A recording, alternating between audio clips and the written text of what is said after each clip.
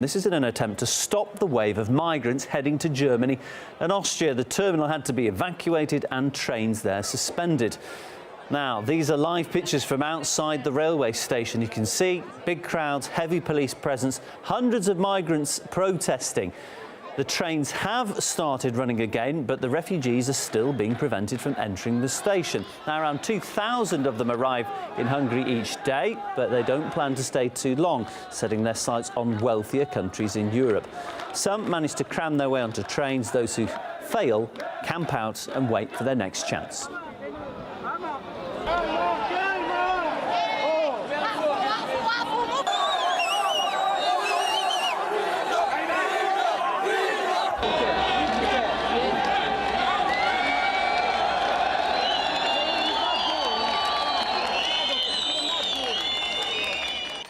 Hungary has built a fence on its border with Serbia to stop the flow of migrants. The Prime Minister also wants to impose prison sentences on those caught crossing illegally. So far, both of those measures have proved ineffective. But other EU members have criticised the country. France, in particular, was unhappy with those policies. Hongrie fait partie de l'Europe. L'Europe, elle a des valeurs et on ne respecte pas ces valeurs en posant des grillages comme on ne ferait pas vis-à-vis d'animaux. And Hungary hit back, saying that France's stance is indifferent and insensitive, especially as the French port town of Calais' fence is even bigger. Well, the EU has called an emergency summit to address the ever-growing migrant crisis. Let's speak live now to Stefan Dujarric, who's the spokesperson for the United Nations Secretary-General Ban Ki-moon. Stefan, a pleasure to have you on RT. The UN has been pretty critical, I would say, of Europe's approach to this crisis. What more do you think the EU could be doing?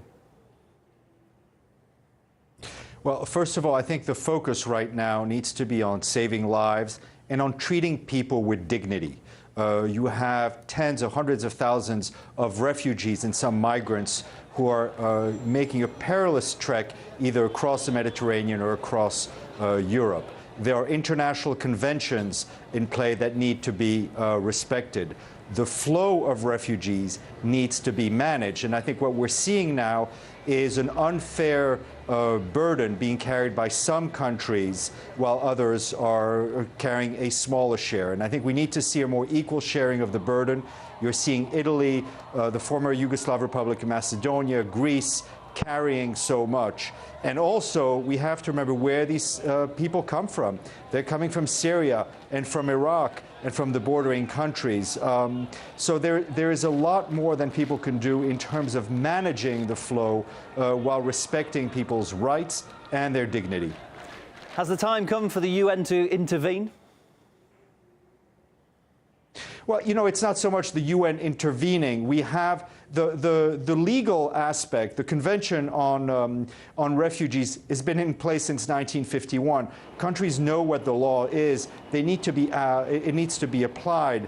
People who have legitimate refugee claim, those need to be applied. But what we also need to do is, of course, address the root causes, and that's the conflict in Syria, the fighting in Iraq. And also the other part of this equation is the lack of funding of our humanitarian operations in Syria, in Lebanon, and in Jordan, in Turkey, where we're not able, because of lack of funds, to provide adequate housing and shelter to the Syrian refugees. Now, the mission statement of your organisation, well, its main aims, maintain peace, protect human rights, uphold international law and deliver humanitarian aid. Seems like you've got your hands full here. In practical terms, real-world terms, what can you do to ease the suffering? Well, in practical terms, we have our colleagues at the UN High Commissioner for Refugees, UNHCR, who are in the field, who are on the Greek islands, who are on the borders in the Balkans and in Italy, trying to help, trying to manage this flow and trying to bring some relief in terms of food and water, working with local organizations. But it is what we're trying to do is to ensure that the member states who have responsibilities step up to those responsibilities, share the burden, and treat people with dignity. I think in your previous report, we saw the pictures outside of the train station in Budapest, the barbed wire going across Hungary. Hungary. I think those are heart-wrenching pictures that you cannot help to be moved. These people, you're seeing young children, women who have walked hundreds of miles for safety, who have a real fear of persecution, and they need to be treated correctly. There must be doubts, though, over whether all of these people are genuine refugees. How important is it to distinguish between who's a refugee and who is what perhaps some are labelling a migrant, somebody who just wants to move to another country for a better life? They're two very different categories. Every case needs to be examined. Refugees are fleeing violence, persecution. There are people who know if they go home, they would be killed or they would be persecuted. These people have rights under the International Convention on Refugees. They have a right to be settled, and they have a right to be taken care of. Migrants are a different issue, and migrants need to apply through general immigration procedures that are different in every country. But what we need to see, and this is where the UN is coming in, on the sidelines of the General Assembly, we'll be holding a special meeting on refugees and migrant flows. We need to figure out how to manage these flows. We need to bring together the countries where the people come from, the countries in which they're transiting, and the countries we're trying to reach together to manage this flux, because it can't be managed. What we cannot see anymore are these pictures of overloaded boats in the Mediterranean, people being taken advantage of by criminal gangs because the only flow they know is through is to be smuggled, and that gives more money to criminal gangs. Is that practical though, Stefan? You've got thousands of these foreigners turning up. How can you distinguish who's got a genuine reason to be there and who hasn't? Isn't it just logistically impossible? Well, I think people are interviewed. Cases are examined. It's been done in the past. It happens in many countries. Obviously, certain countries in Europe are being overwhelmed, like Greece and Italy, to mention just two, and they need help from other European countries. So we're encouraged by the EU meetings that will come up, so that some sort of coherent EU-wide policy is put in place. But I think every country has a role to play. And we're focused right now on the Mediterranean, but we're seeing also there's another crisis going on in the Andaman Sea in Asia, with people fleeing Myanmar and being smuggled through Bangladesh into Thailand and Indonesia, also through horrendous conditions. Countries need to step up to the plate and do what is the right thing in terms of treating people with dignity. And Stefan, you pointed out the significance, the difference between the words refugee and migrant. Is it worrying then to hear senior EU politicians constantly using the reference migrant as a collective term for everybody there? I think we all have a role to play, whether it's you as journalists, politicians, the UN, to ensure that we use the right words, because words matter. First of all, we're talking about people. We're talking about men, we're talking about women, we're talking about children, each deserving of human dignity.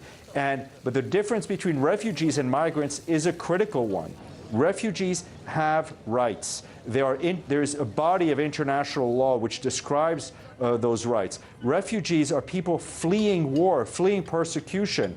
And what we're seeing now in the Mediterranean should force all of the international community to redouble the effort to settle the conflict in Syria, to deal with the threat of Daesh and other extremist groups. This is what is pushing the vast majority of the people we're seeing in Europe to flee. It takes a lot of courage to leave your home. It's not an easy thing to do, and people aren't putting their family through great risks because they just feel like it. They're doing it because they fear for their lives. And yet, what they then come across are fences put up by some European countries, troops coming in to try and control them. What do you make of those responses?